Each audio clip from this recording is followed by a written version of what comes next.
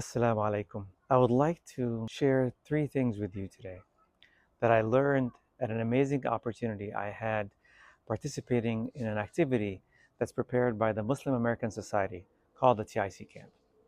At that camp, I met some young men and women, each with their own story about how they got closer to Allah subhanahu wa ta'ala. Their experience reminded me of a powerful truth. While Islam sometimes starts from external influences, it can only grow and thrive when it's nurtured from inside. Each one of them had their own unique journey. Some grew in households where faith was central, others didn't. Some faced challenges that tested their iman, others didn't. What struck me the most was their sincerity in their hearts. Their connection to Allah subhanahu wa ta'ala wasn't just about outward practices, it was something alive within them. And that's the essence of Islam. It's not just rituals or appearances.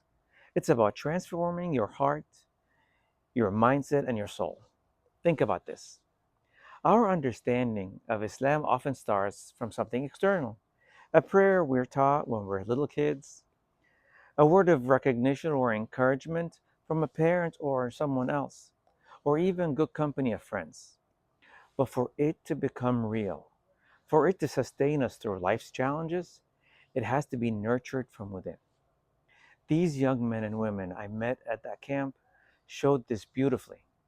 One shared how a simple moment of reflection of Allah's creation, looking at Allah's creation around us, brought him closer to Allah subhanahu wa ta'ala. Another told me how learning to recite Quran with his grandfather brought him closer to Allah subhanahu wa ta'ala and gave him peace. Another brother shared how he struggled with depression, but found strength from friends around him that helped him get closer to Allah subhanahu wa ta'ala. The common thing, though, that I saw in all of these stories that I heard was how that moment that the person was receptive to the word of Allah subhanahu wa ta'ala, that's when it entered his heart. These stories reminded us that Islam is not just about the physical actions we perform, but it's about the heart that's behind all these actions. Allah subhanahu wa ta'ala tells us He looks at our hearts and our intentions, not just at our outward appearances. This means that true Islam, the kind that transforms lives, brings peace, comes from a heart that is connected to Allah subhanahu wa ta'ala. So how do we nurture Islam from within? It starts with reflection. Take time to think about why we believe. Why do you believe? Why do you pray? Why do we seek Allah subhanahu wa ta'ala? The second, make space in your day to connect with Him, not just through the rituals, but through heartfelt conversation, dua, and gratitude to Allah subhanahu wa ta'ala. Surround yourself with people who inspire you, like the young people that I met. Their stories showed me the power of good company, people who remind you of Allah through their actions and through their sincerity. My brothers and sisters, we live in a world that's full of distractions, but our hearts have an innate yearning to Allah subhanahu wa ta'ala. And that peace can only come and can only be found through Allah subhanahu wa ta'ala.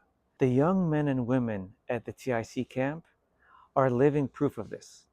Each of them, in their own way, had chosen to let Islam into their hearts.